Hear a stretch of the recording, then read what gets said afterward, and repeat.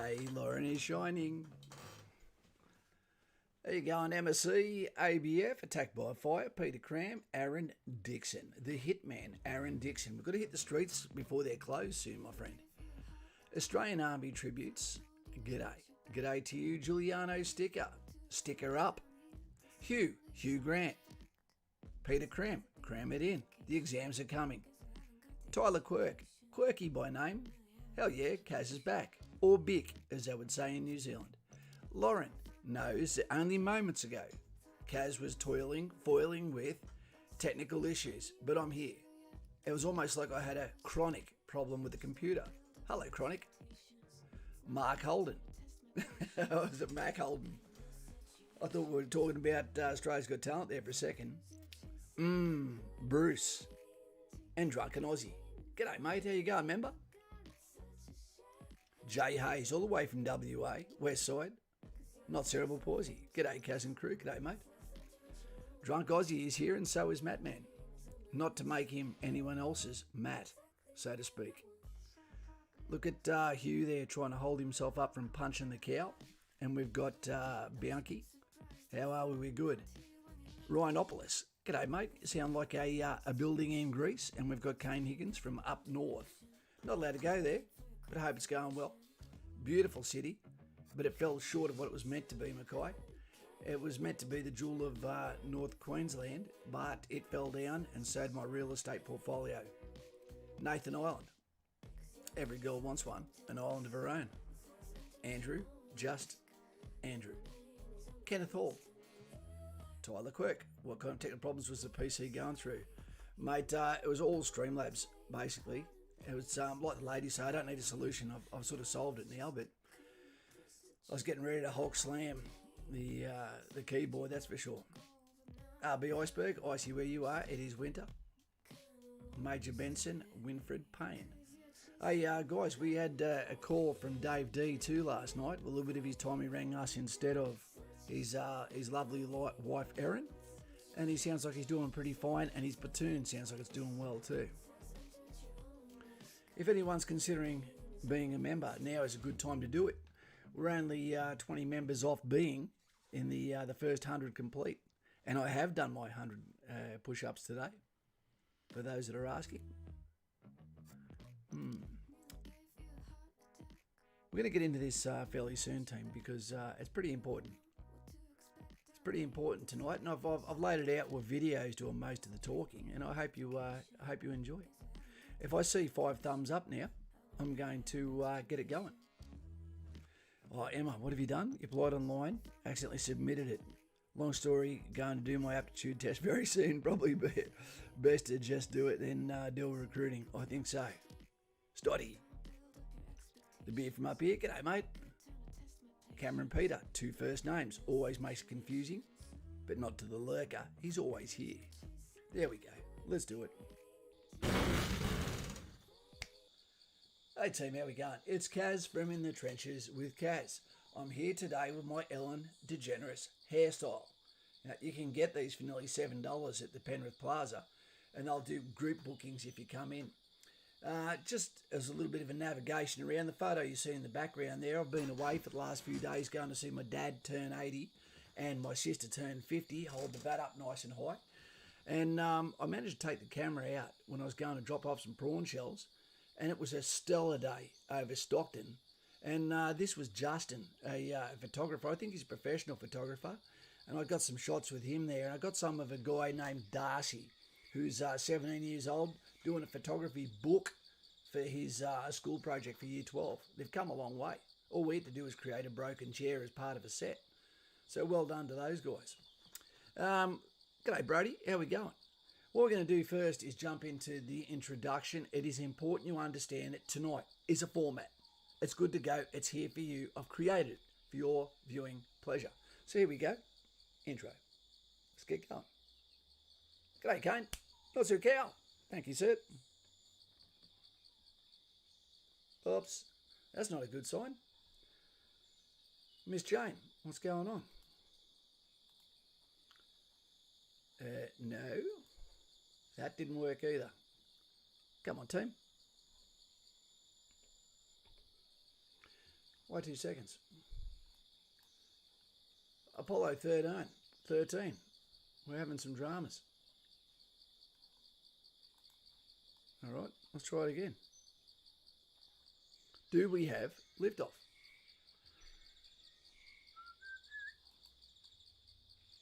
No. Let's go into the first video. After an 8-decade... All right. The intro doesn't seem to be jumping up, which is shitty because I spent a bit of time on it. So what we're going to do is we're going to jump into straight. Tonight's topic is going to hit multiple areas. One we're going to hit is the first ever Navy recipient of the Australian Navy to look at getting the Victoria Cross. All that's got to happen now is the Queen has to give it the signature of approval. The guy, Teddy Sheean, he's from Tasmania, 2 heads thinking for everyone else on behalf of himself, gave his life in World War II in 1942 at a ripe old age of 18, had only been in the forces for 1 year and lost his life to the Japanese. His family doggedly presented his case over and over again because the guy's actions are heroic. It's not even negotiable. They just had to determine, was the story a fable that grew over years or was it legit? And if it's legit, it's good to go. So here we go. After an 8-decade fight, finally cause for celebration. The federal government recognising World War II hero Edward Teddy Sheean's actions as worthy of a posthumous Victoria Cross. I just wish now that my mum was here to enjoy this with me, but I'm sure that she's up there with Teddy. Teddy Sheean was just 18 when he died defending HMAS Armidale from Japanese attack. Ignoring orders to abandon ship, the Tasmanian sailor stayed on board to fire at enemy aircraft even as it sank. Actions credited with helping save the lives of 49 crew. I'm so very, very proud of his action, and hopefully this is it. We've got him recognised for what he deserves to get. It's been a very long journey, but it's been worth every moment of that journey to get to today, and it's a great result. A 2013 review recommended against the award, but a panel last year found Mr Sheean's actions were worthy of a Victoria Cross. The Prime Minister was unconvinced, convening another panel to look into the case. Paid more than $60,000 for 6 weeks of work, the panel found new evidence in support of Mr Sheean. An injustice has been done to Sheean by a series of missteps, missed opportunities, and at times some mistakes that have been made in examination of the facts in relation to his actions. And sometimes justice takes a long time, but I'm pleased that it is now being addressed, and I have had no recommendation from Defence that is inconsistent now with the recommendations I have from the panel. It could be the first Victoria Cross awarded to a member of the Royal Australian Navy. 96 to the Army, 4 to the RAF, all deserved, but the Navy had to go through London and the Royal Navy, and our processes were different. The recommendation to award Teddy Sheean a Victoria Cross went to the Governor-General last week, and he's passed it on to the Queen for her consideration. Gary Ivory already has plans for the medal. It'll be donated to the Australian War Memorial in Canberra. We're going to try and get it to do a tour of Tasmania to make so everyone can see it. A proud family's fight rewarded at long last. Emily Baker, ABC News. Well done, Teddy Sheean. And just to put just a random thing out for you, the fact that they're donating this medal, if it's granted by the Queen, which it will, the value of these Victoria Crosses can exceed $1 million. For his family to donate this, I really do hope that the War Memorial presents a cheque to that family, because it's not about money, but they're donating something that they could be a lot less scruples about. So I think beautiful, Nutsu cow. And if this is the first goal for the Navy, that's a big one.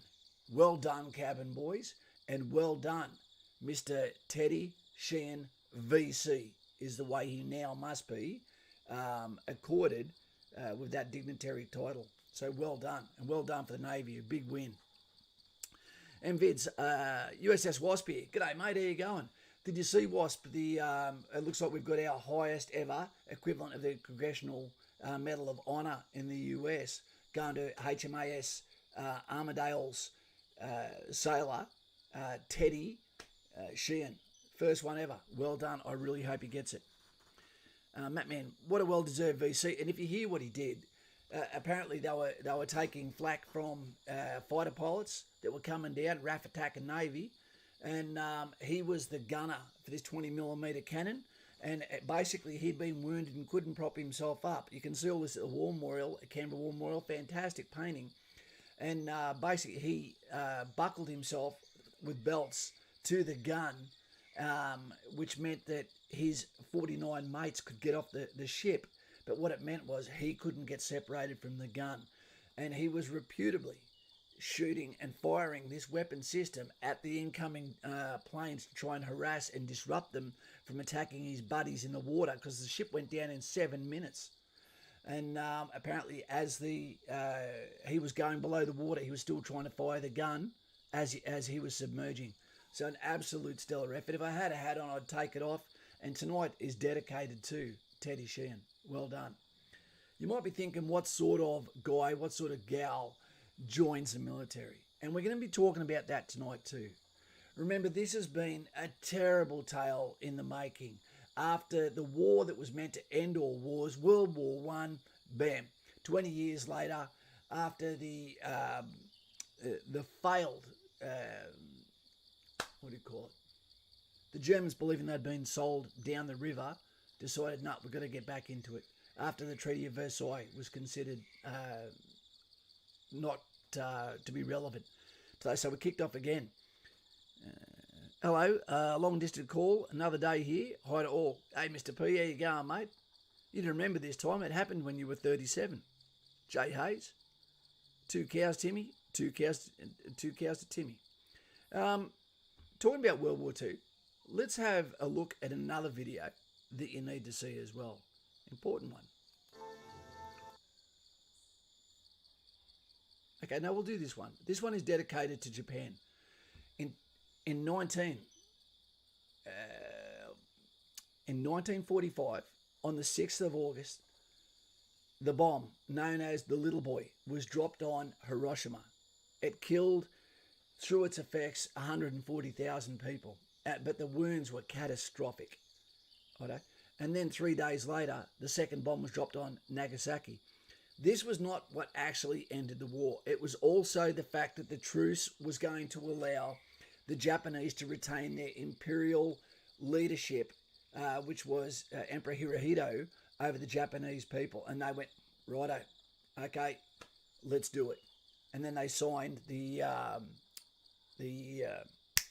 treaty, and that was done on the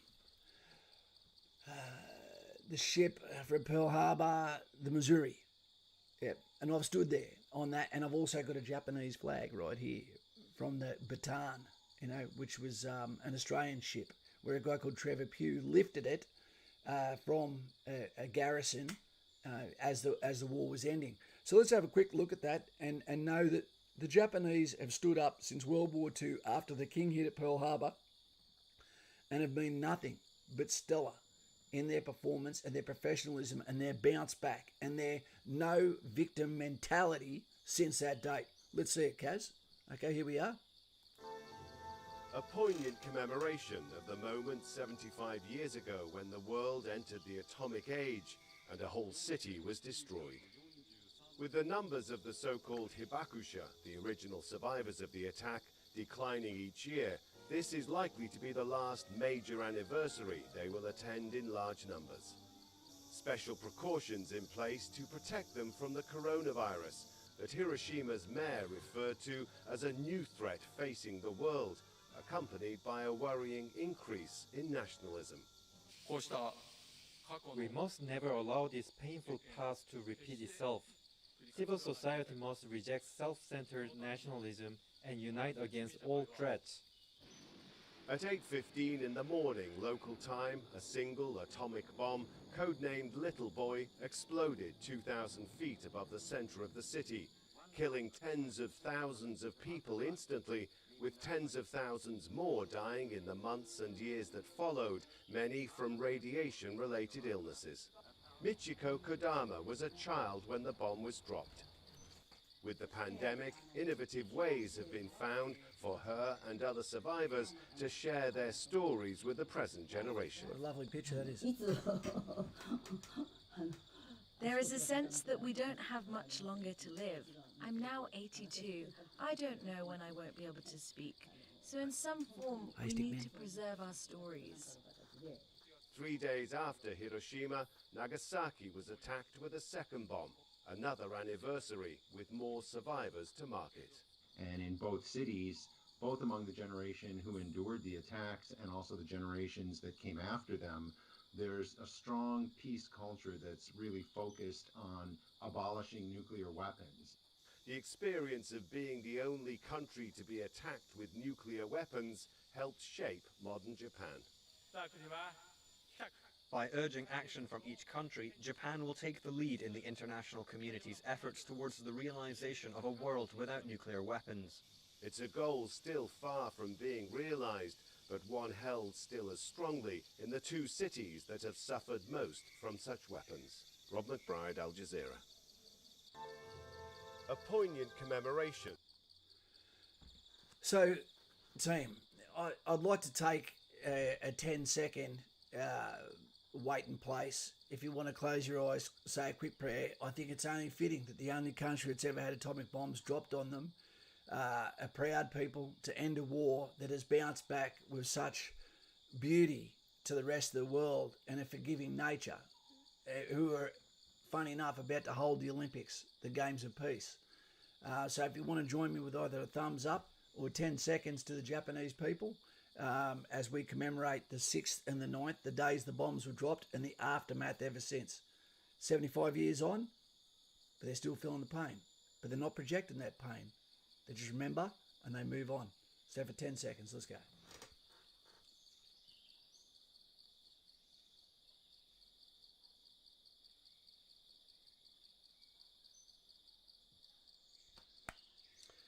Lest we forget, to the people of Japan. And I really, really, really hope, like as we were growing up at school, you're getting taught about Hiroshima and Nagasaki at high school. Please tell me that still happens. Because you have to remember what we've done in the past. If you don't, we're going to do it again. Do you want another video, or do you want me to answer some questions for a little while? It's up to you. I've got the next message is good to go. It's ready to come. Let me know, do you want the video, the next message, or do you want some more messages from me to you? And I can't find the thumbs up. Stickman, Lurker, Stephen K, Stephen King, Macross, did happen in my high school history a couple of years ago. Strong message to learn, it is. Tyler Quirk, my high school is learning about ancient China. Okay, you can learn about it. But hopefully when you get to a year, Tyler Quirk, they're going to listen to and learn from also Hiroshima and Nagasaki. Whatever you want, says Lauren. Thank you very much, young lady. Hey, Yonis, how you going? Yonis, did you see that the Lebanese parliament have stood down because of the Beirut incident? Matty, man, it's such a shame that it took nukes to stop Japan. But I can see why it had to happen. They just wouldn't stop fighting. You're probably right, mate. You're probably right. Because, again, remember they had the propaganda machine that said that we wanted to go there and eat them, despite the fact they were actually eating Australian soldiers on Kokoda Track. That's what happens in the absence of food, but Peter Cram, what's the next one about, Kaz? The next one is a message from someone who was alive and serving in World War II. Someone that if you join the Army, Air Force or Navy, you'll be putting your hand up, you will be standing up to, you'll be saluting everyone as a response to one of the finest ladies, I believe, to walk the earth. Let's get to it. Let's not keep you waiting. Here we go. Whether it be the men and women called up to serve, families separated from each other, or people asked to take up new roles and skills, to support the war effort, all had a part to play. At the start, the outlook seemed bleak, the end distant. Remember, she worked during World War II. Uncertain. But we kept faith that the cause was right. And this belief, as my father noted in his broadcast, carried us through. Me too, Never Lord. give up, never despair. That was the message of VE Day. I vividly remember the jubilant scenes my sister and I witnessed with our parents and Winston Churchill from the balcony of Buckingham Palace. The sense of joy in the crowds who gathered outside and across the country was profound. Though while we celebrated the victory in Europe, we knew there would be further sacrifice. It was not until August that fighting in the Far East ceased and the war finally ended. Many people laid down their lives in that terrible conflict. They fought so we could live in peace, at home and abroad. They died so we could live as free people in a world of free nations. They risked all so our families and neighborhoods could be safe. We should and will remember them. As I now reflect on my father's words and the joyous celebrations which some of us experienced firsthand, I'm thankful for the strength and courage that the United Kingdom, the Commonwealth, and all our allies displayed. The wartime generation knew that the best way to honour those who did not come back from the war was to ensure that it didn't happen again. The greatest tribute to their sacrifice is that countries who were once sworn enemies are now friends, working side by side for the peace, health and prosperity of us all. Today it may seem hard that we cannot mark this special anniversary as we would wish.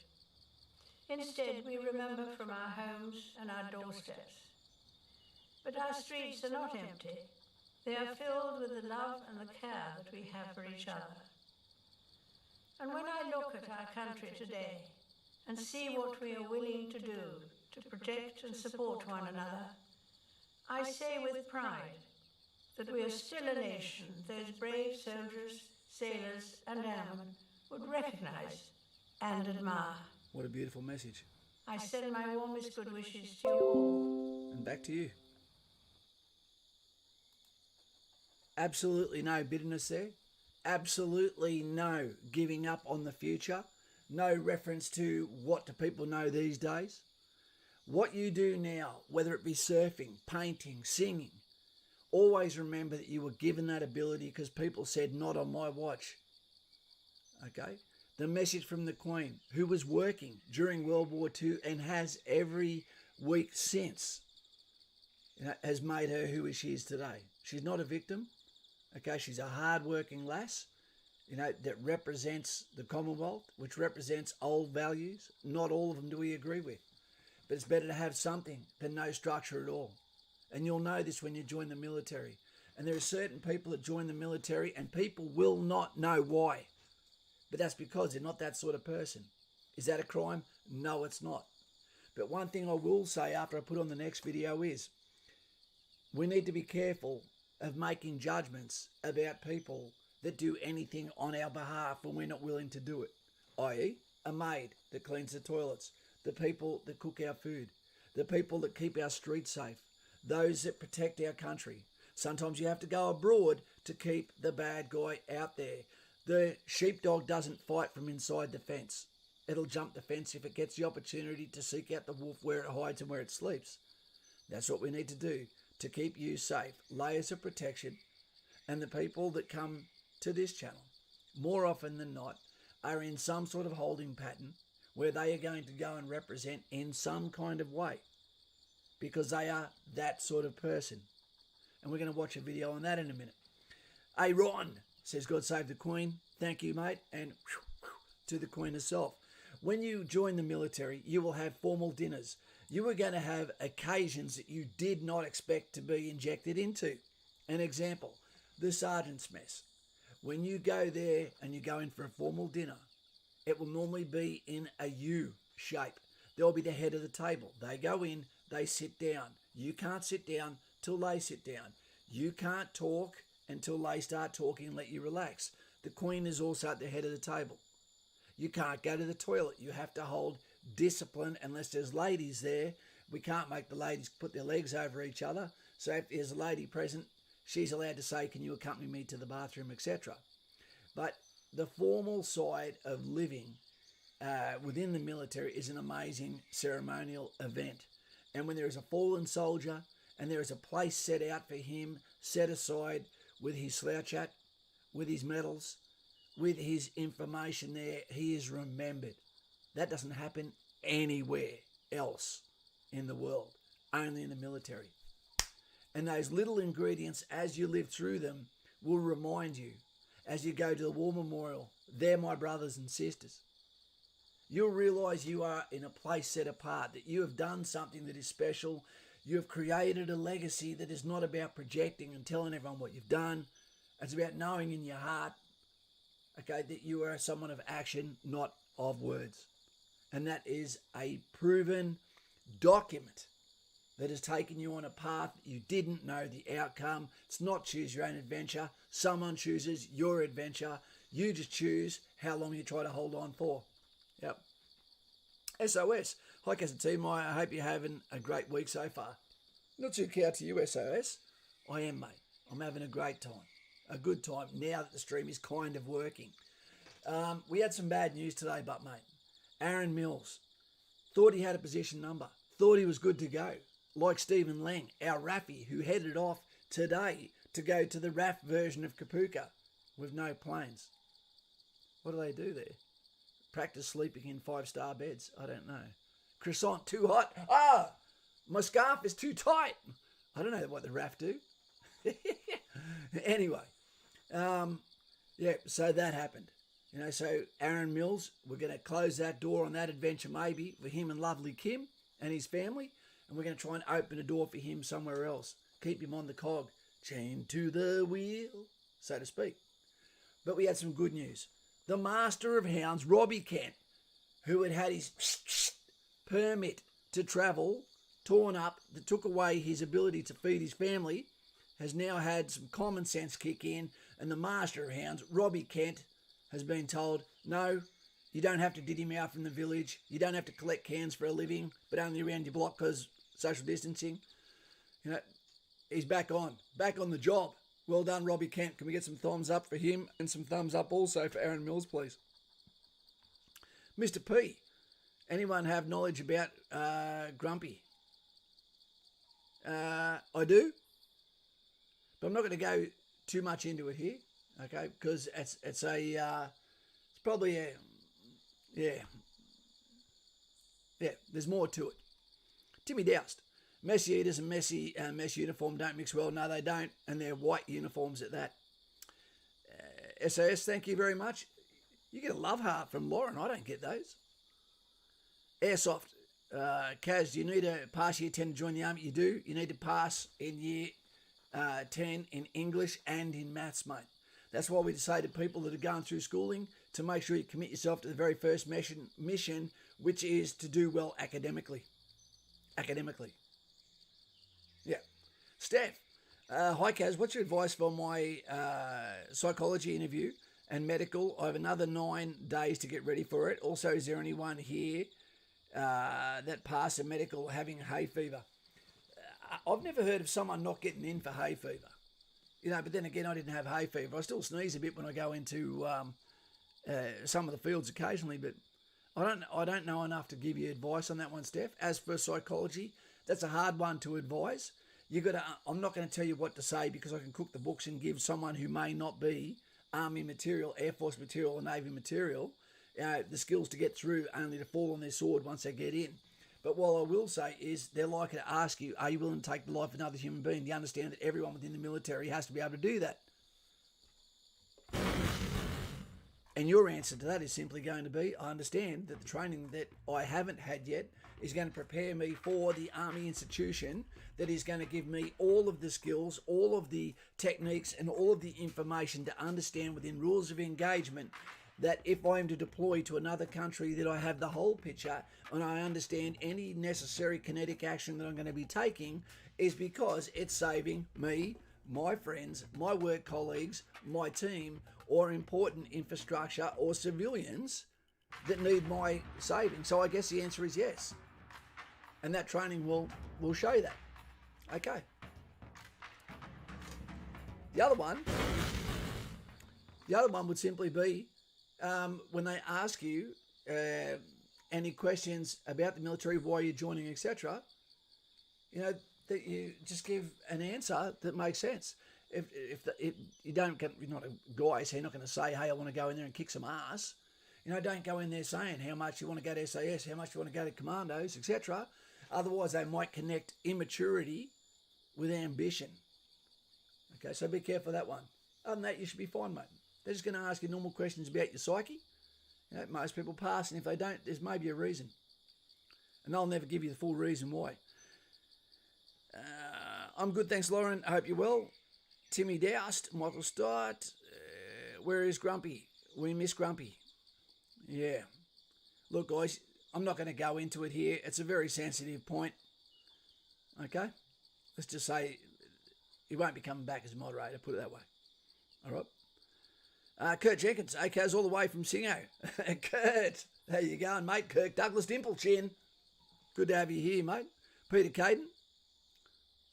Thought I missed one. Tyler Quirk, ACAS, what age were you when you joined the army? That's a funny one. That makes me give an admission here. I was 17 years old when I joined the Signals Corps in Army Reserve because it was in my hometown. But then I got to 19 years old and I joined the regular army. There you go. And instead of going to Signals, I went to Infantry. Yeah. And didn't look back. Well, I did sometimes because I was on a Navy ship. You've got to look back occasionally or you might get ambushed in the shower, so to speak. But not by Teddy VC. Teddy Sheehan, that is. Jay's Grumpy's on a top secret mission. Luke Howe, g'day, mate. Aiden, hey, Cass, how are you? Not too bad. I'd feel better if one person joined the channel tonight. Can someone press the join button? We need to get to 100. 79 at the moment. 21 positions to say you're in the top 100. 10 years from now, you want to be able to say I was in the top 100. It makes sense. Let's see who's the first one to get in there. Michael Stott. There is only one plan with the psych. Don't try to bullshit them. Yeah, they'll know. They've heard it before thousands of times. Dave K. Is that like Special K? I passed my OSB Officer Selection Board for RAF just the other day. Been watching your stuff for a while and love your videos, mate. Fantastic, Dave, because you know what? It's all transferable. It doesn't matter if you're going to Air Force, Navy, or Army. Leadership is leadership. And we saw leadership with the Trump administration today when he decided not Republicans, not Democrats, stimulus package, straight down the centre of the grill, give it to the people. I'm not going to accept any more hold-up. Great to see. Leader, more than manager. Well done. Commander-in-Chief. Mr. Anderson. Too true, Michael Stott. Just be honest. Yep, just be honest. They'll know if you're bullshitting. William Darcy appointed an Army officer on January 15 next year. Well done, mate. Well done. And then we salute you when you're finished. I got out of the Army just quick enough so I don't have to salute you. Lukey Howe, g'day, mate. Will Macca, my join button's never been there. It might be because you're on a phone or something, yeah? There you go, B Stubbsy. Welcome to the Bearer of Coffee. Thanks, mate. Not too cow. We've got our member. I can go to sleep happy tonight. 1999 edition. Lucky 2. Only if you were going for ADFA. 16.5 for all other jobs. Lucky 2. Only if you're going for ADFA. 16.5 for all other jobs. I don't even know what that means. Kaz, could you turn the volume up a little? I certainly can. I'm here to please. How's that? Is that a bit better? The lurker, he's here. Nutsu cow. That's not lurking, being a member, but it's great to have you here. You got to be part of something, team. And you know what? If you don't become a member, do you know what happens to the Australian channel, the Forever channel? It becomes just another channel. All the channels that I'm in Patreon too, I love those channels and I go back to them because I know that I've got a little bit of investment in there.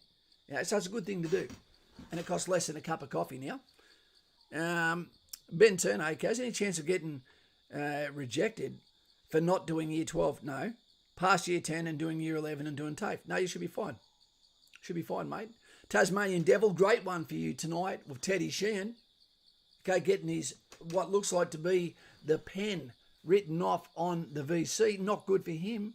18 years old, passed away, killed in battle. That's the sort of guy that if he had to come home, and the 27,000 that lost their lives from Australia during WW2, how many of those would have been influential community leaders that would have put us in a better place? Instead, the people that eat the tofu are the ones that don't fight, tell us how to fight, and then make a mess of everything we touch while getting paid more than the working man with the blisters on his hands. That sucks. It doesn't make sense. But they don't go to the same pubs as us. All right. Does 2RR do extra training because they're amphibious? Absolutely. They do specialised training, Will. Yep.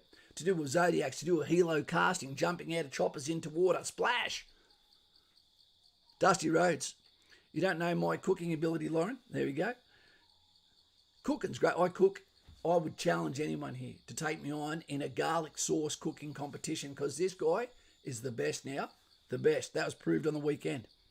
How do we like this photo of Justin that I took a couple of days ago while I was out of town? This hasn't been touched either way, team. Hasn't been edited. The sky was like that. You know, it was like the Wizard of Oz, like Dorothy had to click her heels together stat to get the hell out of there. PK, Kaz, is there a 100-point system at Kapooka and Singleton? Yep. But not amongst your peers. What do we mean by that, PK? Okay, PK, my favourite chewing gum, not juicy fruit. What I say about 100 points is you don't know anyone. Okay, you don't know anyone when you go to Kapooka, so that means your actions will determine how many points you lose through either inability, trainability, communication, fitness, preparation, mateship. You could still come out with 100 points or 100 points plus where you're a legend as you go to the School of Infantry, as you go to the School of Trucks, Puckapunyal, Artillery, whether you go to engineers in Steel Barracks, Sydney, right? But when you get to the School of Infantry, they're still going to remember what you were like in Kapooka. You'll get a chance to rejuvenate, you'll get a chance to do well, but you better pick up your act real fast. And action is the quickest way and best way to prove yourself. What if you lose most of your 100 points at Kapooka and then again at Singo? What happens then? You take your lack of points to the battalion, and when people go, what's this guy like? Like your first night at jail? Yeah, I don't want to backstab someone I went through training with. You just did. You just told us all we need to know, that this guy is not worth the stubby he's going to have poured on him. Sab68. Hey, did you ever do a rotation in Butterworth? No, I didn't actually, mate. I ended up paying to go to Thailand just so I could go and see what it was all about because I kept missing out on the trips. Attaboy. That's pretty good lurking. He's here. What happens to wise guys in the army? It used to be. Still is. Depends on where you are. But you know what? That's not an army thing. That's a police thing. That's a worksite thing. That's a farmer thing. That's a sports thing. You open your mouth where there's only men around, then chances are you're going to get an opportunity when they're all the same rank. Stand up. Get off your bunk. You want to say it again? Bam. You might get slapped. When I was in the military, it wasn't uncommon to hear the screams of people from other buildings, from other areas. It could be terrible. But, you were normally given a warning. Tully Gully. People used to cop a hiding there. Just didn't hold my dinner back now. Matman. Not as bad as that Ryan Wood. That'd be fun, but you'd see me put the dead in deadline. There you go.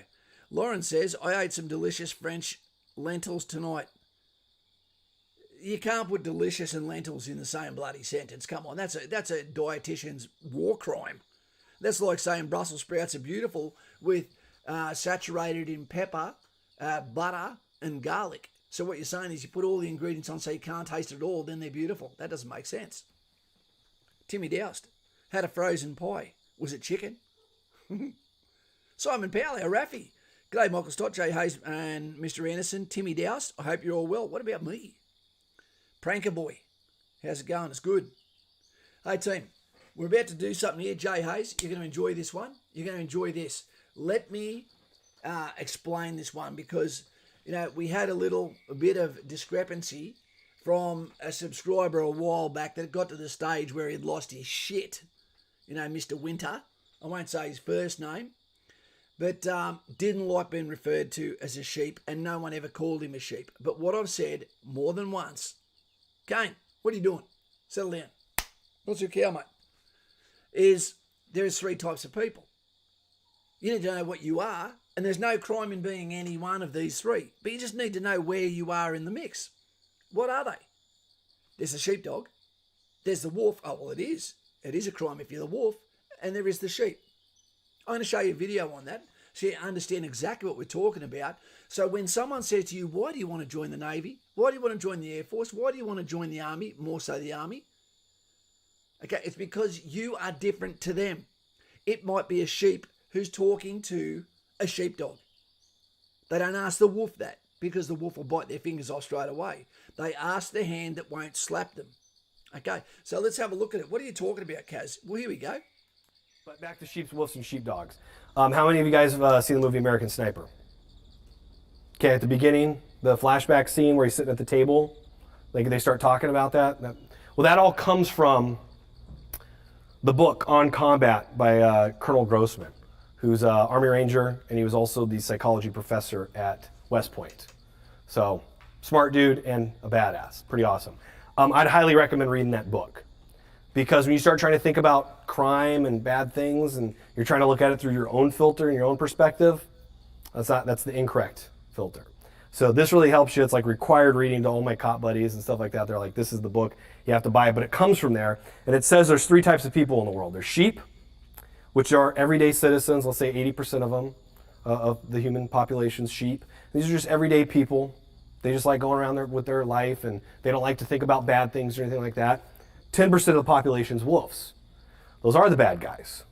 They're the ones who eat the sheep. They're the ones who come and look for victims. So they're the criminals, they're the murderers, they're all that. Sheepdog. Sheepdogs are the protectors. They protect the flock. Like one sheepdog can keep the whole flock safe.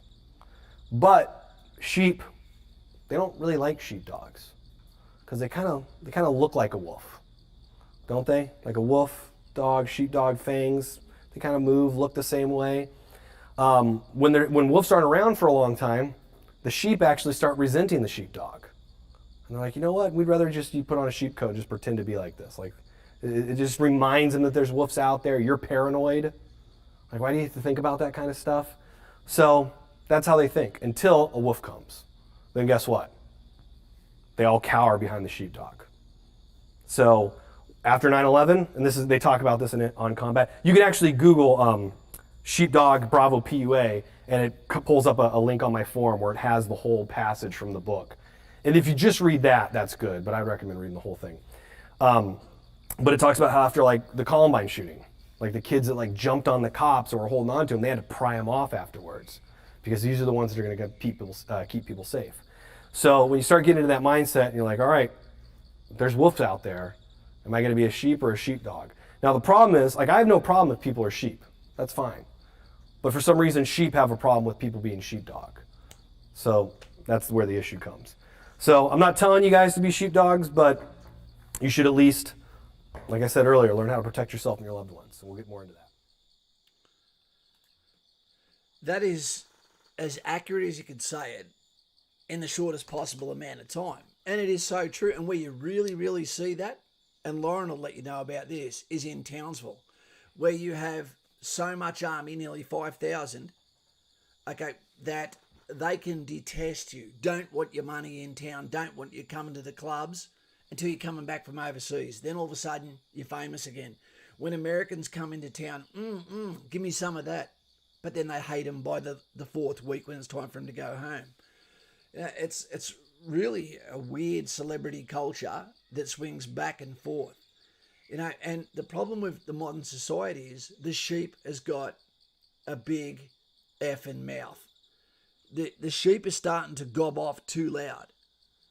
We're seeing what's happening where they're starting to interfere with those that carry swords. I'm talking about those that carry pens. All we ask is if you're going to be a sheep, be protected. Enjoy your life. Stay comfortable. Spend your money. Have a good time. But don't tell us what to do. But they want to tell you what to do. And then we've got imposters. Okay, they're probably still sheepdog, but they didn't actually become or get tested as an active sheepdog.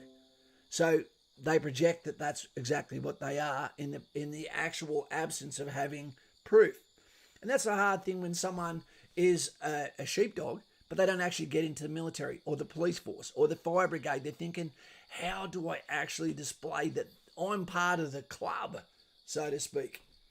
There's a lot of things they do. You know, sometimes it's not acting out. It's a tough one. But you can see hidden sheepdog everywhere outside of school. Who is the first ones that step up and go and sort out behaviour that is not acceptable? You know, there are people that won't walk past a situation despite the fact they have no training whatsoever.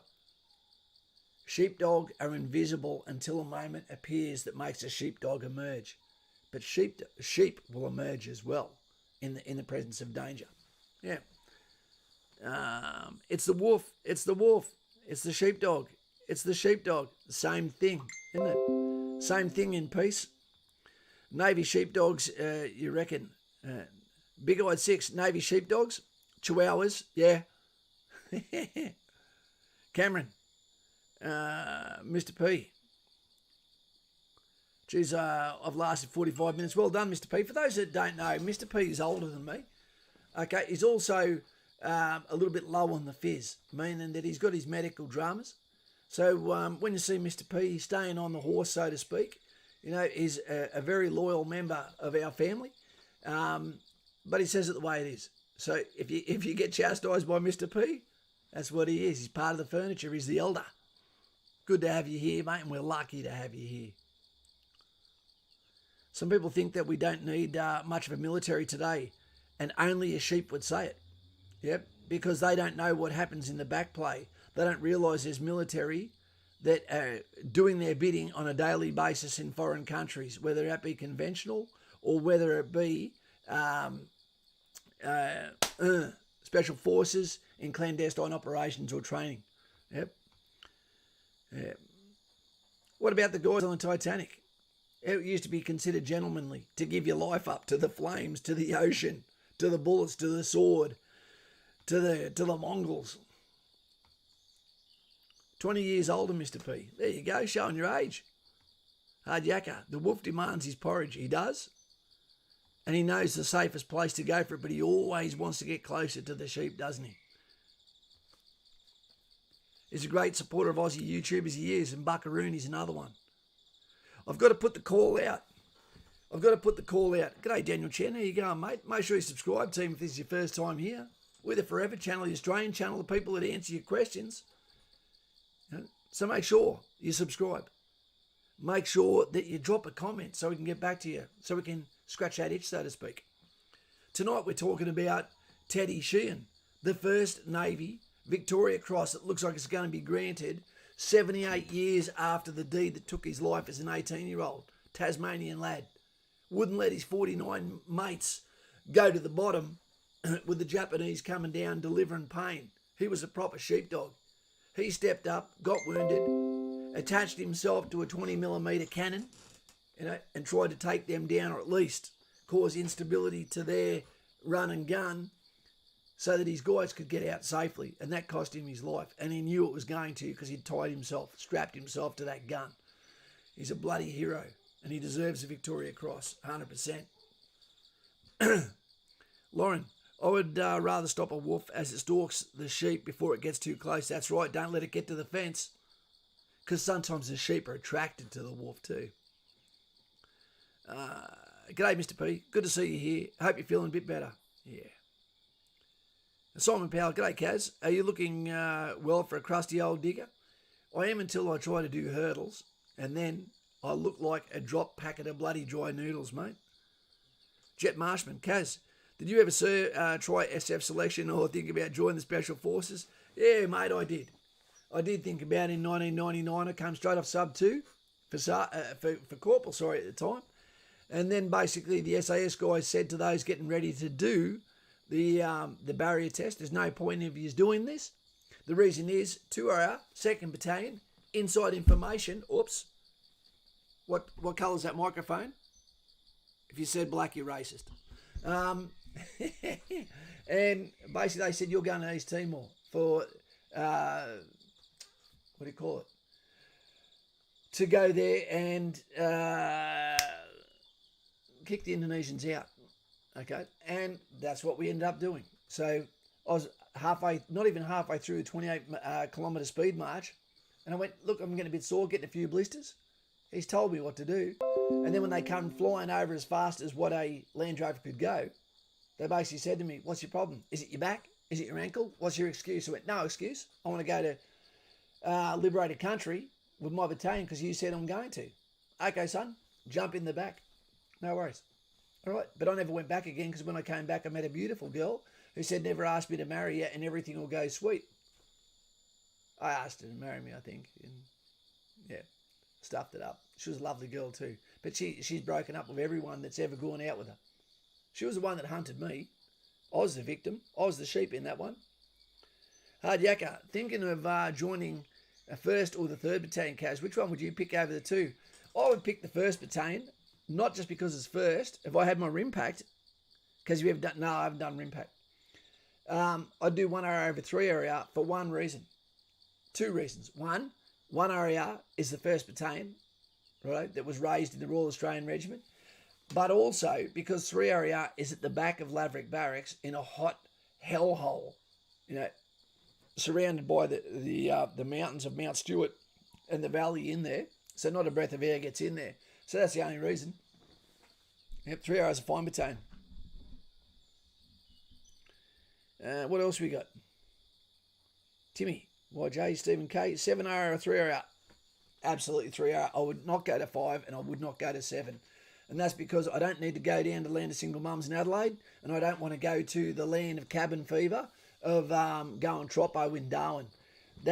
When you look at the temperature of Darwin, team, you've got to imagine when you go up there in your training, you're not going to be in a t-shirt and singlet or a singlet with bloody Hawaiian shorts on. You're still going to be in body armour, helmet, in the tropics, 100% humidity, going insane. And if you turn your air conditioning on, $50, $60, $70, $80. That sucks. Good if you like four-wheel driving, but how long do you want to go there for? Major Benson, talk about an old video. Turns out it was the military, but got discharged after 2 months. So he lied about all the commandos and Navy diver stuff. Who was that? Zrika, talk about an old video. Turns out he was in the military, but got discharged after 2 months. Who was that? Major Benson. So he lied about all that commando and Navy diver stuff. Don't know who that is.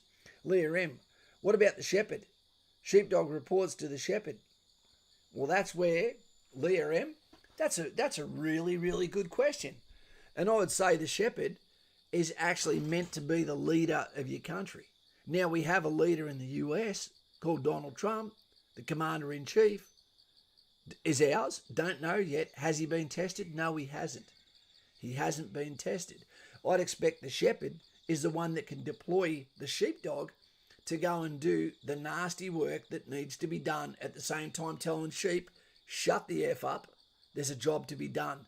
And if you want conscription, we can organise that. But you won't get the pizza out of their face quick enough. They'll make themselves so morbidly obese so quickly that they can't actually meet the standards required to go and serve as a sheepdog. Will Mack, what about 6R or 8-9? 6R. Okay. 6, that's my pick. And that's not just because they've got Delta Company, 6RR, long tan battle honour. I don't know. 6. I prefer someone that is just one letter. 6. 6RR. You asked? That's my choice. I was posted Darwin. Is that what happened to me? Michael Stott. Yep. He used to be a woman. Yonnies, have you heard of a Boogaloo boy? Yeah, they're gangsters, aren't they? Ted, what have you said, mate? Bill Nutty, think that's the vid. Ed H, hey Kaz, I've got my interview tomorrow. Just wondering if you have any advice.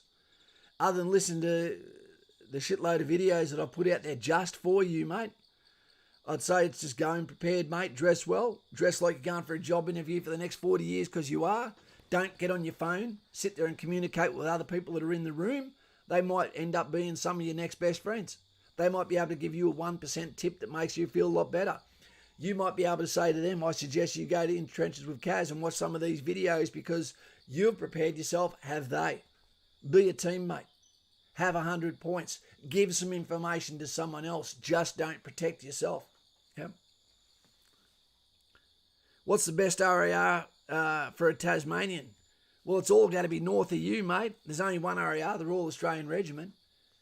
Okay, so I would say go to Townsville and go to either 1st, 2nd or 3rd Battalion. If you can get away there from Tasmania, chances are you can swim, so you should go for 2 RAR, the Amphibious Battalion, because it's specialised training, which means they're also going to do a lot of lateral training, potentially with the Marines, Hawaii, Kaneohe Bay, Gold Eagle, and a lot of amphibious operations in a hot climate.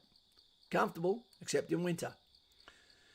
I remember watching the Stolen Valor video and just looking at the muffin in the back the whole time. There's always stolen valor. You know, I don't always get insulted by it. Sometimes I do, sometimes I don't. I don't lose my shit. Because at the end of the day, you're getting angry at someone that's trying to be like you. What I get angry about is if it's in a position where they're old enough to know better. You know, or if they're influencing others. That is a problem. That is a mistake. If it is so obvious that they are stolen valor, let them go. Let them go. Take it easy. There might be something wrong. All right? Thunder and Lightning. Hey, Kaz, which would you rather, SASO or 2 Commando? To me, personally, 2 Commando. The reason being, I talk like this all the time. Can't keep my mouth shut. I don't want to be creepy crawly. I don't want to be the scalpel. I want to get dropped and at the most have a 72-hour operation, head in, do the job, get the hell out, and then quickly tell the girls what I've done. And I've never been to Perth. 1999 edition. Ed H. Relax and think about why you want to join. That's the most important thing. Why do you want to join? Why? A lot of times we don't think that. And if you're going to have those questions, ask yourself, but then say the answer out loud. Because if you say it out loud, then you hear it and go, that sounds really ridiculous. You can practice saying it to a mobile phone and then look back at it and go, okay, that was smooth. But don't try and make a script because it stands out too much if you try to do that. Hey, Mr. A. G'day, Kaz. I cannot fathom how the current Australian society could be galvanised into action via conscription. People used to be more conservative, honour-bound and selfless, not to mention fit. This is exactly true, but Mr. Anderson, we live in a time now where even if you never put your hand up, you can live your entire life with getting Kentucky gravy poured down your throat, given Netflix, given internet, everything for the rest of your life. You won't be happy, but you can go the rest of your life while other people baby feed you forever without working a day.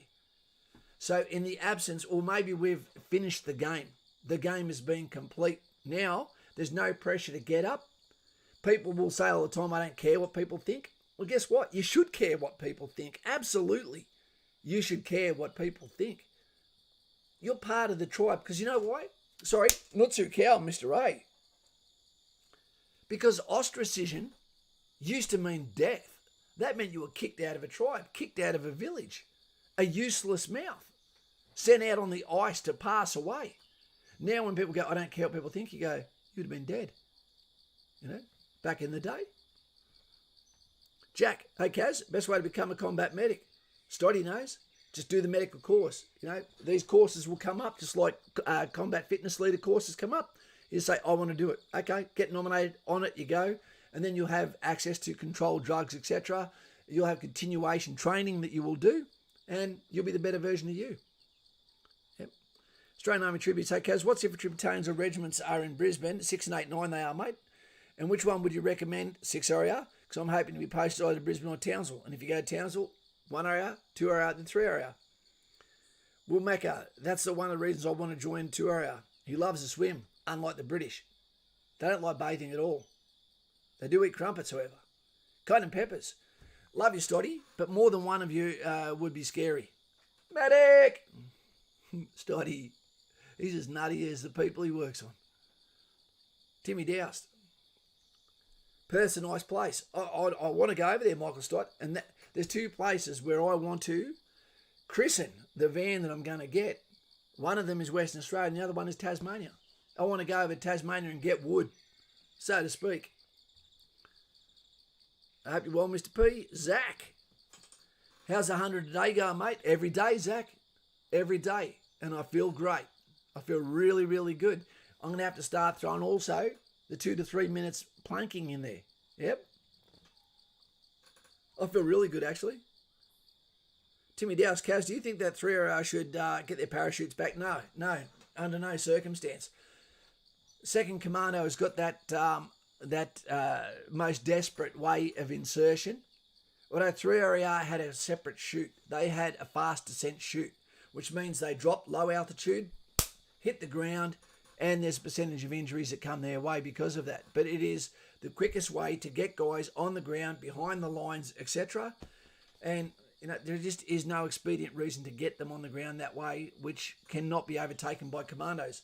You've got to remember something else. We are heading down the way where strategic warfare is going to mean high technology, smaller groups, up weapon sized, especially, and that's going to be based on known information, right? It's not going to be like the massive, unless we get in a conventional fight, which is unlikely to happen because the people that are likely to be our threat, wouldn't last very long if they stick their head out of the turtle's shell, so to speak. But it's all about detection, okay, and then eradication. And that's going to happen with fast-moving, high-technological, very intellectual groups with the C3, Command, Communications, Command, Control, and Communications. But you can always get, a situation where you need those guys on the ground. We used to walk around dumbly and control massive areas or use infantry on the ground, okay, with TAOs, tactical areas of responsibility, AOs, areas of operation, and we'd operate with either destroy or clear those zones to deny enemy freedom of movement in those areas. But what that would do is that would channel the enemy away from there, over to here, and then we'd have another force that might be doing OPs, okay, from a reconnaissance point of view, which is not getting involved in the fight. But here they come, there they go.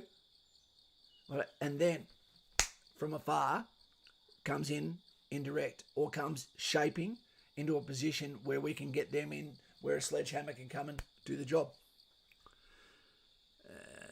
Will Macca, Brisbane 6 mechanised.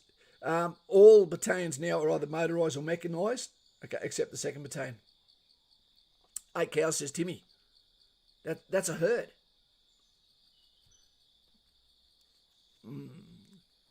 Do different regiments offer skills, or is it just their location, Kaz? Okay, Jet, I'm going to explain something to you guys. There's one regiment, only one. The Royal Australian Regiment, there's one. All right, infantry. There's one regular regiment. Right, before you go to the 2nd Commando Regiment, SASR, Special Air Service Regiment. But there's one regular conventional infantry regiment, and that has one RAR, okay, the 1st Battalion. Okay, then you have the 2nd Battalion, 3rd Battalion, 5, the 5th Battalion, the 6th Battalion, 8th, 9th Battalion. There you go.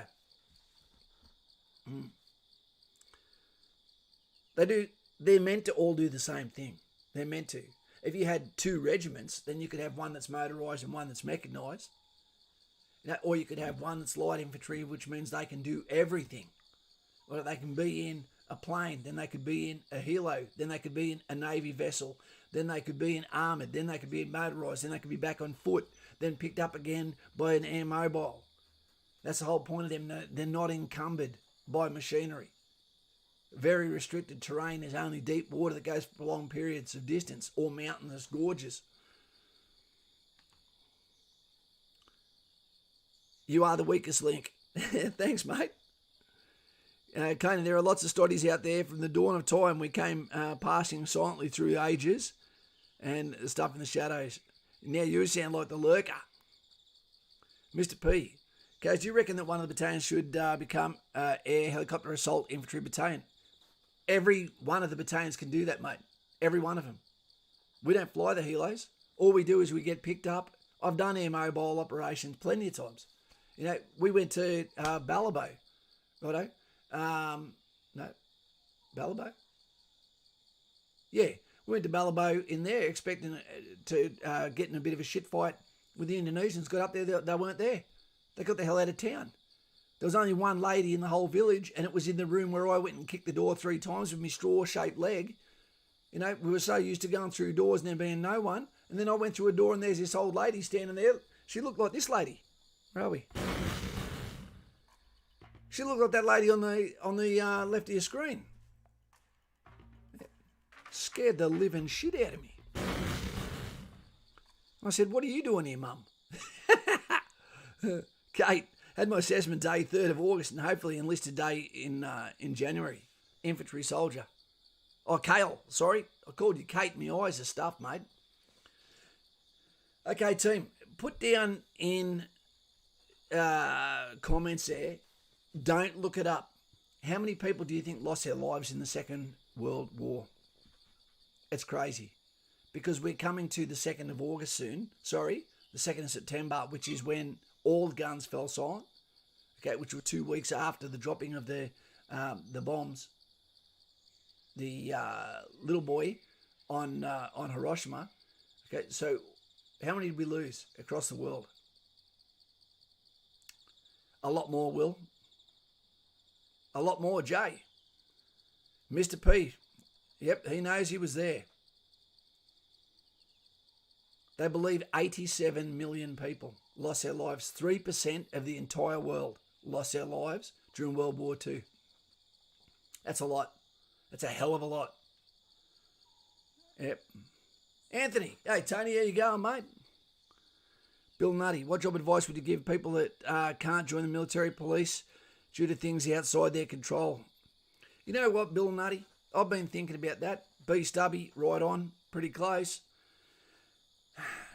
It's, and we'd never know the real number, would we? If I had gone for the military, I wouldn't have had the fortitude to keep pushing forward. So it's very important that you ask questions like that. I would consider things like a coffee van business where you get paid for the hours that you put in. If you want a bit more money, you work a bit longer. You're in a happy world where you're making other people happy with your coffee you blend. Once you get a little bit ahead, have 2 vans, 3 vans, etc., become the coffee king, so to speak. You know, I don't know. I was lucky I had a calling. If I didn't have a calling, every single other thing would have been just making money. But it's just empty, isn't it? If you couldn't do the police, couldn't do army, couldn't do navy, I never would have tried Air Force. I didn't know that I loved photography until now. I really don't know, mate. I really don't know. You know, have we got any suggestions here, team? Do we have any suggestions down here? What would you do if everything else fails? Maybe even keep it simple and go to Woolworths and just work there the rest of your life, because they start to get partnership programs after 25 years. What would I do? I'd probably go into business by myself, which is going to be hard now. You know, and we're living in uncharted territory where even common sense is not prevailing because we're being led by managers, not leaders that are able to make the hard decisions, be able to tell the truth. That's a really tough one. That's a really hard one. Macy's got my enlistment in a month. Hey, Timmy Doust has just been promoted. Bam, look at that. Timmy Doust is now Lance Corporal. Call him by his rank. Timmy, well done. Simon Powell. Jay Hayes, you might be able to get a job from Timmy Doust in a second. There you go. That's the benefit. We've got about 14 people who are about to get promoted today. Well done, mate.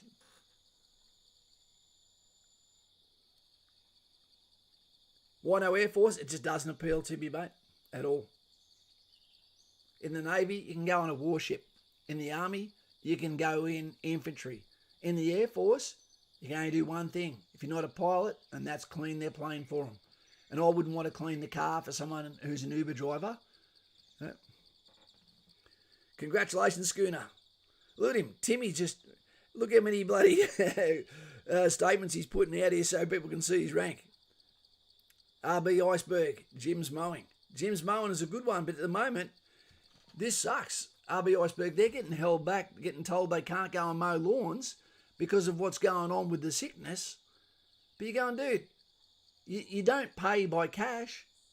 You can't just get a one-time job with Jim. You normally have to lock yourself into a monthly schedule or a fortnightly schedule for them to come around, and then you get a basic automatic payment. There's no reason. Common sense is not working there. Lauren is shining. King Spartan, that's a big name. Kaz, people close to me have different political views about the army and so forth. This can be a bit annoying for me as I'm looking to join the army. King Spartan, and that's the funny thing. I'm going to play this video again for you. That you should play this one for him, mate. But back to sheep, wolves, and sheepdogs. How many of you guys have seen the movie American Sniper? They're clearly okay. At the beginning, sheep. The flashback scene where he's sitting at the table, like they start talking about that. Well, that all comes from the book On Combat by Colonel Grossman, who's an Army Ranger, and he was also the psychology professor at West Point. Looks good, Timmy. So smart dude and a badass. Pretty awesome. I'd highly recommend reading that book, because when you start trying to think about crime and bad things, and you're trying to look at it through your own filter and your own perspective, that's the incorrect filter. So this really helps you. It's like required reading to all my cop buddies and stuff like that. They're like, this is the book, you have to buy it. But it comes from there, and it says there's 3 types of people in the world. There's sheep, which are everyday citizens. Let's say 80% of them, of the human population's sheep. These are just everyday people. They just like going around with their life, and they don't like to think about bad things or anything like that. 10% of the population's wolves. Those are the bad guys. They're the ones who eat the sheep. They're the ones who come and look for victims. So they're the criminals, they're the murderers, they're all that. Sheepdog. Sheepdogs are the protectors. They protect the flock. Like one sheepdog can keep the whole flock safe. But sheep, they don't really like sheepdogs. I'm not sure, Jay. They kind of look like a wolf, don't they? Like a wolf, dog, sheepdog, fangs. They kind of move, look the same way. When wolves aren't around for a long time, the sheep actually start resenting the sheepdog. And they're like, you know what? We'd rather just you put on a sheep coat, just pretend to be like this. Like, it just reminds them that there's wolves out there. You're paranoid. Like, why do you have to think about that kind of stuff? So that's how they think until a wolf comes. Then guess what? They all cower behind the sheepdog. So after 9/11, and they talk about this on Combat. You can actually Google sheepdog. Okay, we get the picture. There's 3 types of people. Okay, rough categorization, and you may not even realize you're one of these until you start to get in political arguments with people and go, I don't think like them. Now, I'll give you an example. I don't think like most people. I am a sheepdog. When you look at someone, you don't look at him and go, does he look like he'd be a good boxer? Not necessarily. He can still be a sheepdog. As a matter of fact, it takes more bravery when you have less capability to still step up there and let your attitude say, not on my watch, buddy. Okay? Conan Peppers. Kaz, any news on mobile Kaz HQ or the live stream with other streamers? I'll tell you on that. Not too cow. I'll be straight on to that, Conan Peppers. So there's plenty of times like I get myself nearly in the shit all the time because I cannot back down from hearing stupidity come from obvious sheep. When you hear them talking, you're like, ugh. So you don't fit into that group.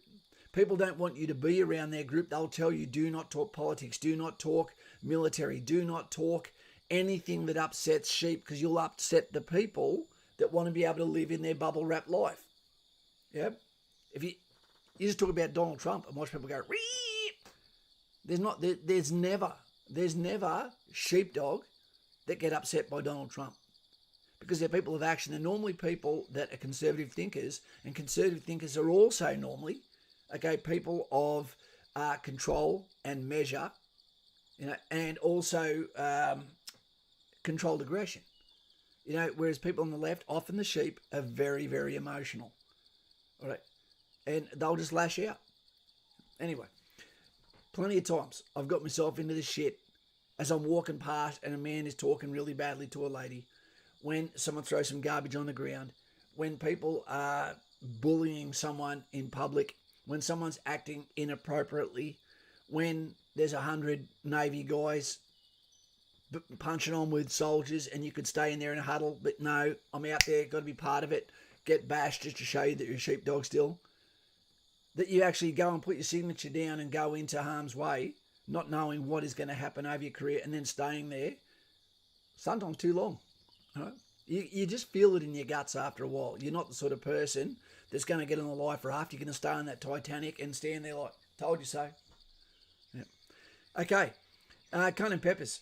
What's going to happen is I'm going to put the call out, okay, to Mr. Buckaroony and also to Stoddy, to Lauren, okay, to JC, to Dave D, who currently can't, to Paulie, etc. And we're going to look for that specific family for the PayPal monster stream. And I wanted it to happen this Saturday, where I'd line up a whole bunch of videos, a whole different things. And I'll basically talk all day. You just come on for 5 minutes, 10 minutes, give $2 to that PayPal account, whatever. And I'm going to give 500 to it from the Patreon. And Mr. Buckaroony said he'll match us with another 500 to help it. But the stipulation is this family that we're talking about, make sure you give thumbs up if you can here, team. And PK just got promoted. It's all happening now. Well done, PK. So we just need to find the fitting family. What is the rules for it? Okay, it has to be someone that feels like they're slipping through the cracks.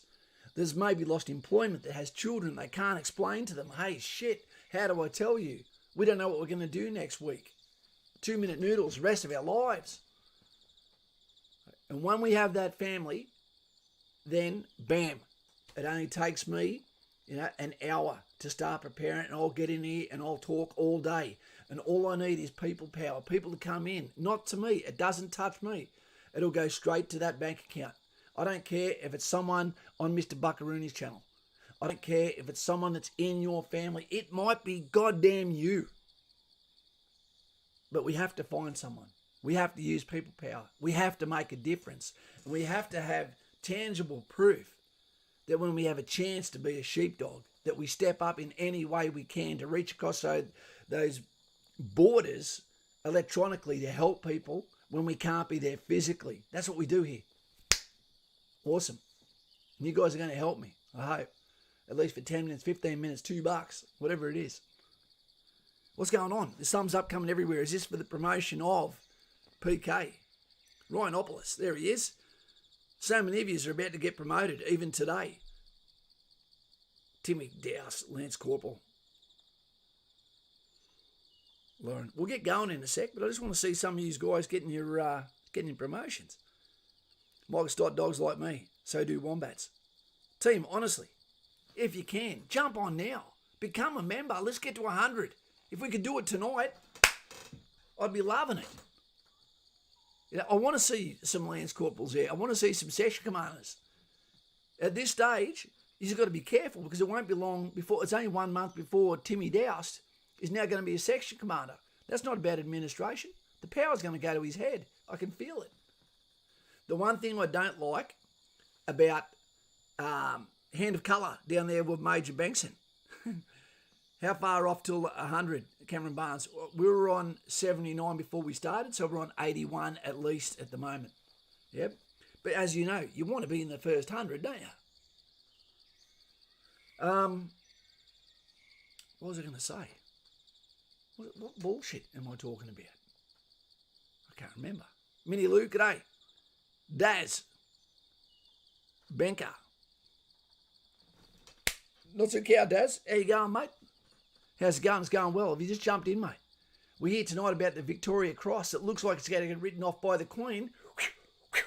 Elizabeth. Okay, to who? To Teddy Sheean.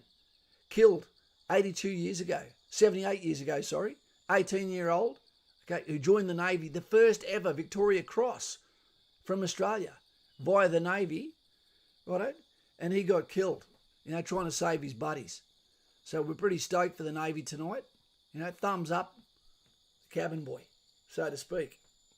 We're seeing the promotions are also happening, Daz. Look down there, all the Lance Corporals.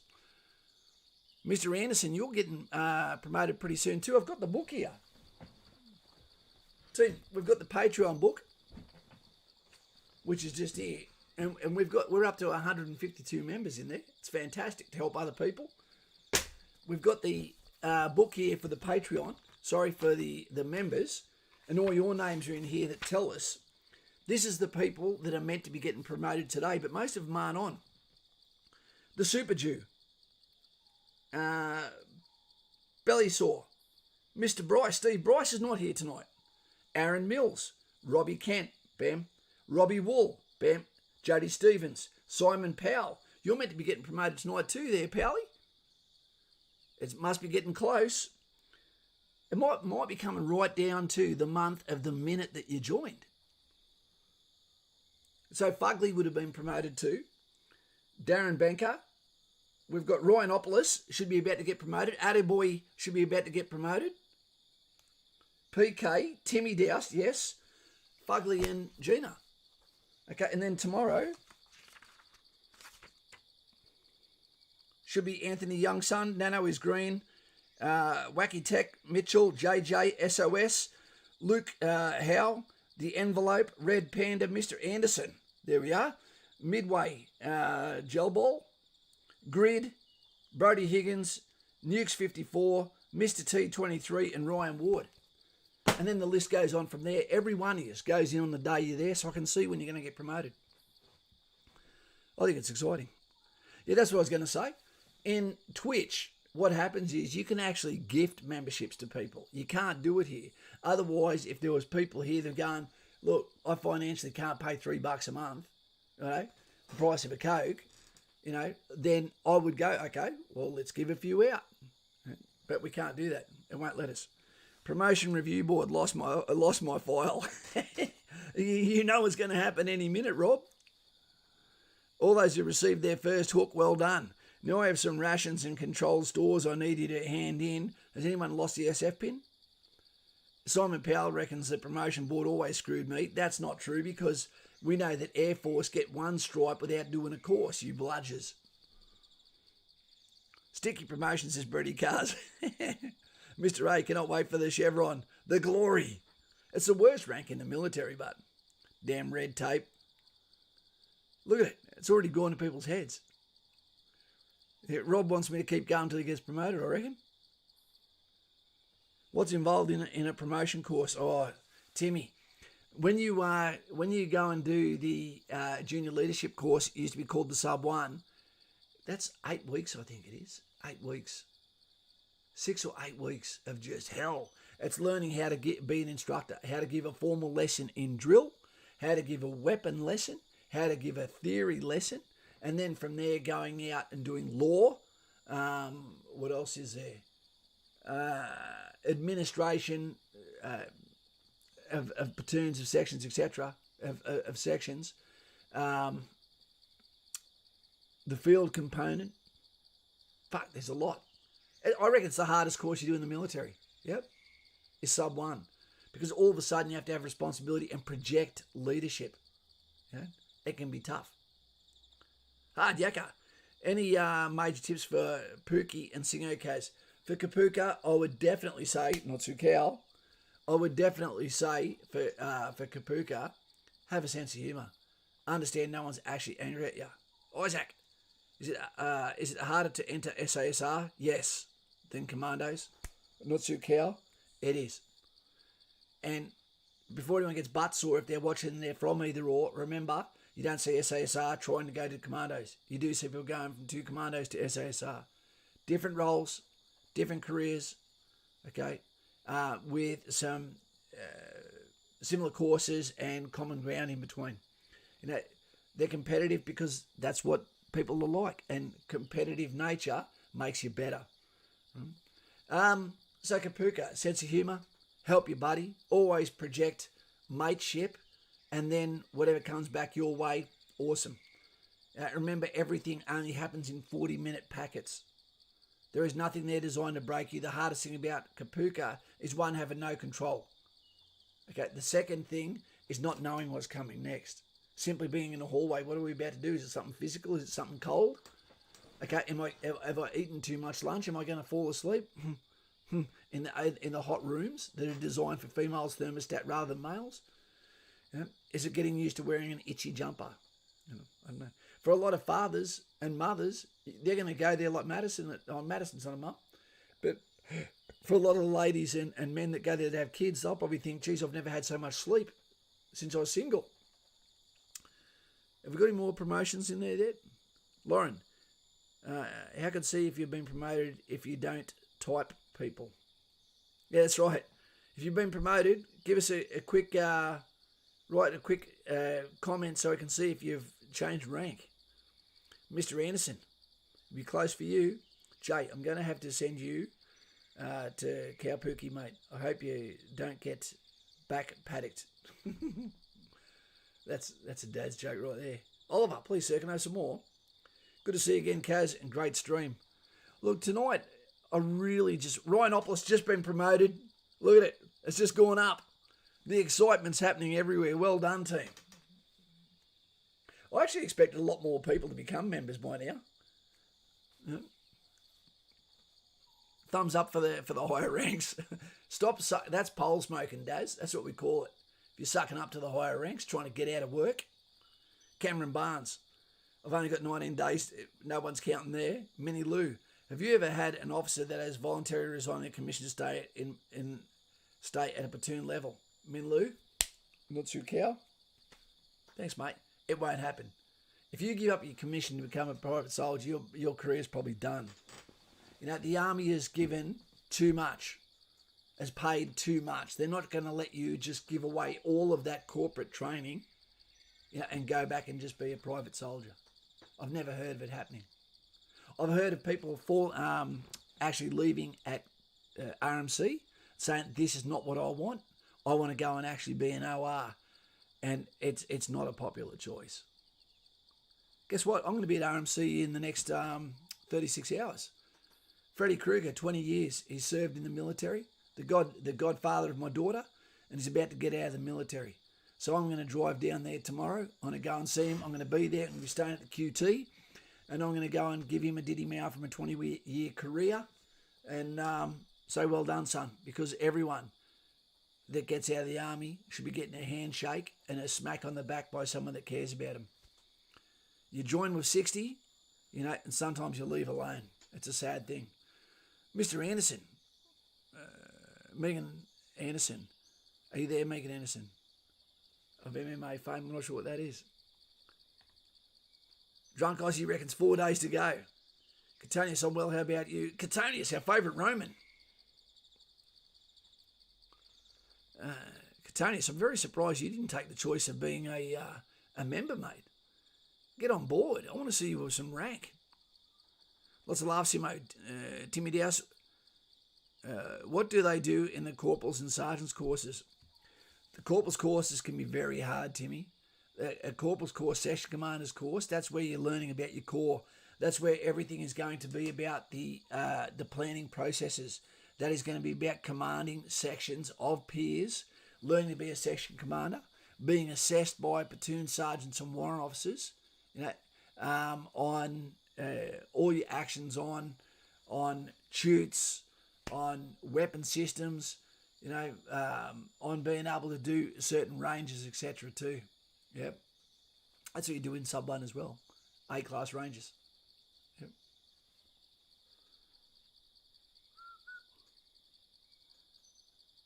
Sergeant's courses. A lot of that's going to administration now. The sergeant's course used to be the same as the officers' ROBC, Regimental Officers Basic Course.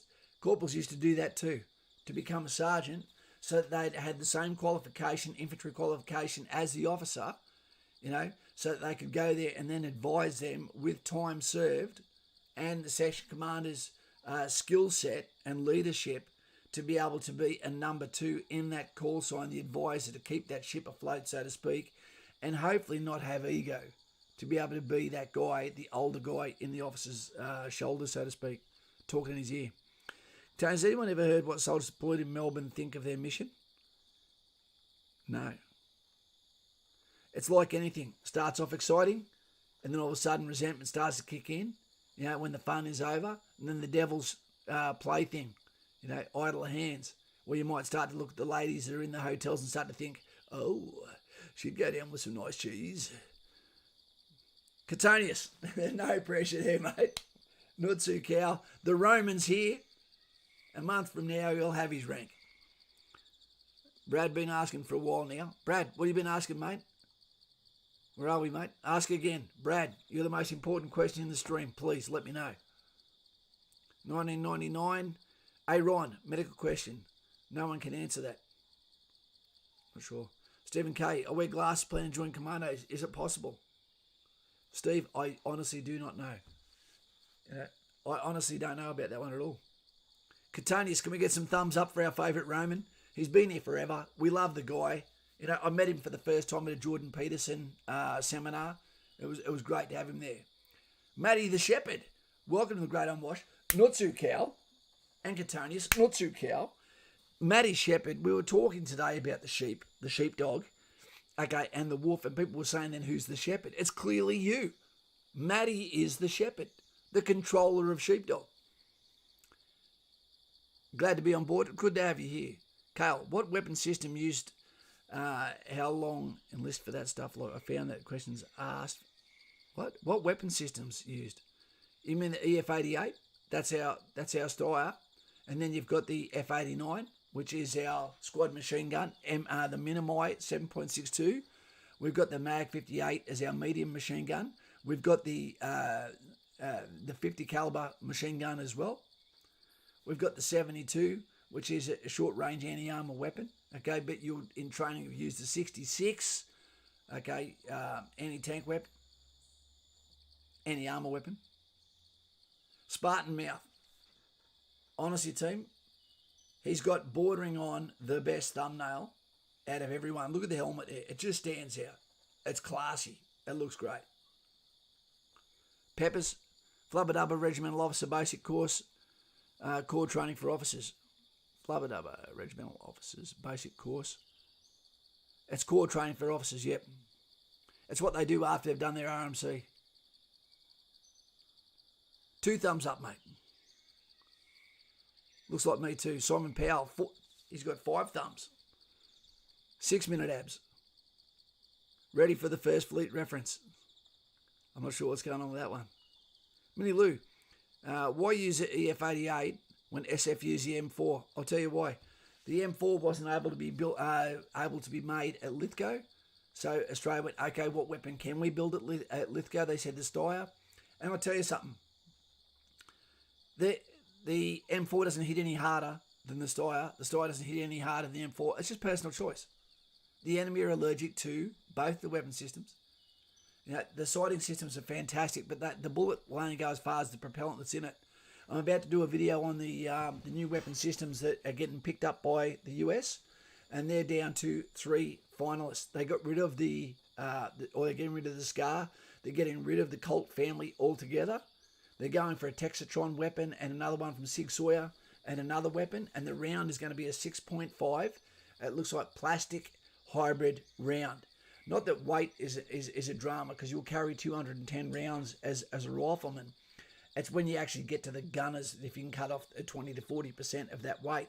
But in saying that, if you don't change the barrels at 200 like you have to, you know, what will happen with that plastic? Will it start to melt if it goes into a boiling hot see-through barrel? Don't know. They're going to have to do the trials on that one. Simon Powell. Just one ab for me, Kaz. A really big ab. Abba-dabba-doo. What else we got? The promotions are coming in. Loot 'em. Ryan, it looks good on you, mate. Look at him. He's throwing out the Coca-Cola, the copper, and the soldier as well. Nice one. Dusty roads, but it can be less or more depending on severe or numerous conditions are. Sorry, guys, I've got a bit of cotton mouth at the moment. 223 is too light. 55 grain bullet doesn't cut it anymore with body armour. It's also distance. And all you can't knock out bricks using a 223, 5.56. Once you get to 7.62, disintegrating walls like that. All right. Extended distance as well. Right. So when it hits at distance, it still does damage, where a 5.56 might actually cause an ingrown pimple. Okay. Hey, Ron, here are they going to a 6 something millimeter? Yep, 6.5. Or was it 6.8? You'll see it in the video anyway. I'm going to do a video too on the sheepdog, where I'm going to cut down our areas of our society where people actually can start to see, where am I in the mix? Why is it that I feel awkward in some conversations? Because your thought process might be counter mainstream conversation like Black Lives Matter. It's a goddamn joke. You know, they should be in the ghettos telling their own people to stop shooting each other. But at the same time, you have to pretend they've got a really good cause when you know it's all bullshit, you know. We care for everyone of every colour. Yeah. Kaz, should we have a service rifle chambered to 7.62 millimetre? It doesn't really matter, mate. Effort Scar was a good rifle. Yeah, PK, they're getting rid of it, but we've already got marksmanship rifles at a 7.62. But what we can't afford to do is have a whole suite of weapon systems, okay, where none of them can be used with each other. I'm not saying we de-link, disintegrating link machine gun rounds and then put them into rifles. No need to do that. You know, semi-auto weapons don't need any automatic rifles. Never a reason to shoot automatic unless you're in the jungle, close encounter, you know, patrol clash. I think the guns should fire 3-round bursts automatically with each pull of the trigger. They used to have 3-round burst on the M16 family. Tommy Crow, g'day, yeah, mate. Agree with the PK223 is definitely not enough. Have had a few roos absorb more than a few before they finally dropped, yep. And kangaroos and pretty much the same as people. But the round is designed to tumble as well and do massive damage when it hits. If Kaz doesn't get to your question there, leave it in comments after the stream is uploaded. Yeah, that's true. Or just simply, what do you call it? Click, copy, and then repaste it. It's no problems at all. It could lodge under the skin and cause a very bad infection, says Brady Cars. I tell you what, everyone's been hit by it. It's been in a bad way. Yeah. Michael Stott, scars have quite a lot of issues with stoppages. But they cause scars. MP says like we should go back to a modernised L1, A1 SLR. Nah, man. No. I was in the military with the SLR, and man, I tell you, it was too long. And it used to rust when you just bloody talked about the rain. Good for bayonet fighting, but not very good for urban environments. Really, really long weapon system. And it was the curse of people that couldn't shoot because of the wooden butt. Each time it came up, you know, it used to just smash people's faces. Aaron, 338. Cameron Barnes, long live the mighty 303 British. What's your cow? It is the best looking weapon, the Lee Enfield 303. Beautiful. Guys, let's get out of here. We could talk crap like this. This is not the Slim Jim. I saw you there, Slim John Bob. Guys and gals, let's get out of here. We've got the extreme coming up. As soon as we find out, I will not choose that person.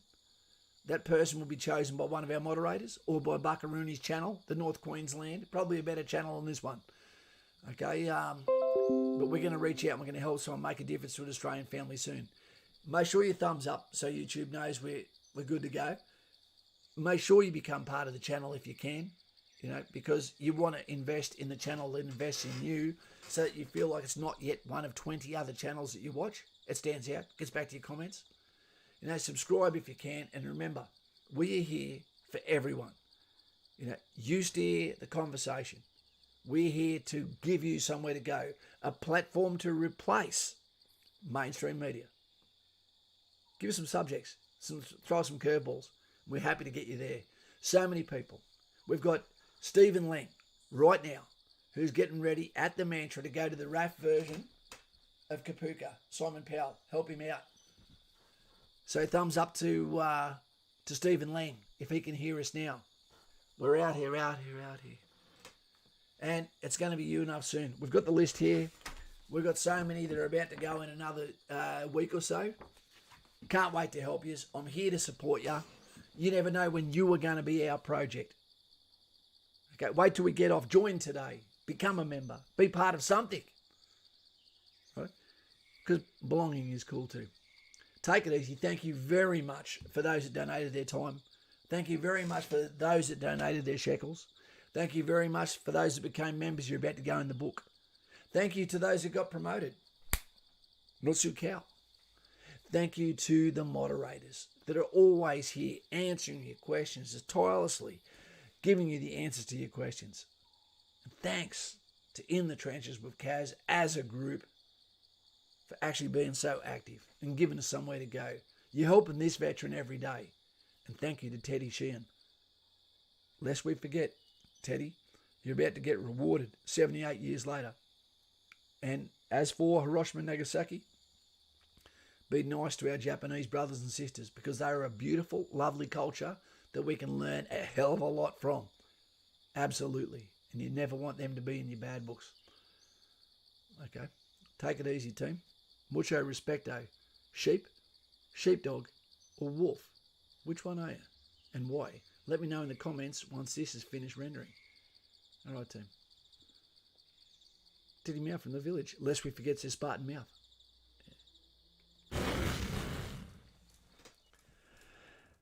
Here we go, team. Geez, we're on for a long time. Thank you very much for staying on. So I head off in the car tomorrow in the Hyundai. Leo Stuntman for life. G'day, mate. How you going, buddy? Ryanopoulos. Well done on your promotion, mate. Rob, it must be getting close, mate. It must be getting so close. You must be spewing. Bounky, g'day, mate. How you going? Night, brother Simon.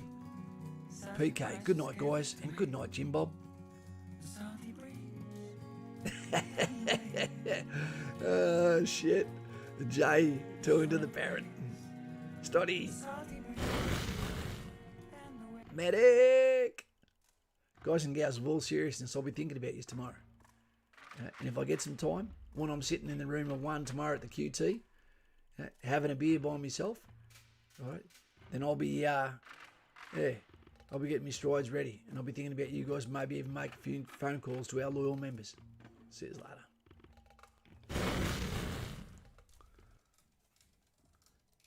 The background song. What is that one called?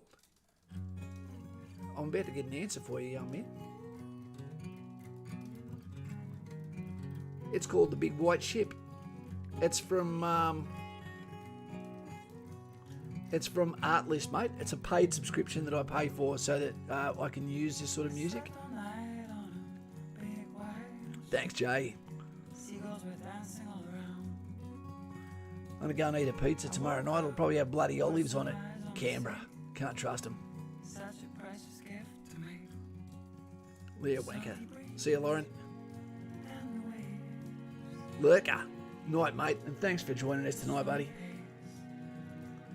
Kaz, what movie software do you use for your vids? Everything I do is on the Adobe Premiere Pro suite. When you first get that, it scared the shit out of me. But that's what we do now. Sometimes I have some hiccups. This computer I bought just at the end of last year, $4,500, and I've had nothing but problems with it. I don't know what's going on, but I think it was because I bought one off the floor. Probably not what I'm going to do next time. Lauren, 3 thumbs down. Oh well, that's all right. Sometimes you've got to be over the target. You've got to speak your mind. Don't be afraid of people not agreeing with you. 3 thumbs down guy has 3 accounts, says Lauren. It may be.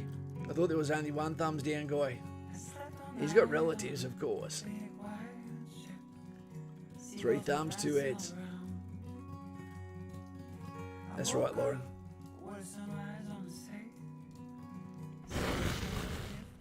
Final one. This is for Jay Hayes. And for all those who got promoted. Night, Jim Bob. Night, girls and boys. And good night to all of those that are lying in harm's way, whose names we don't know right now, but wear the uniform of the Australian soldier, or any Western uniform, which actually is the fur of the watchdog, sheepdog.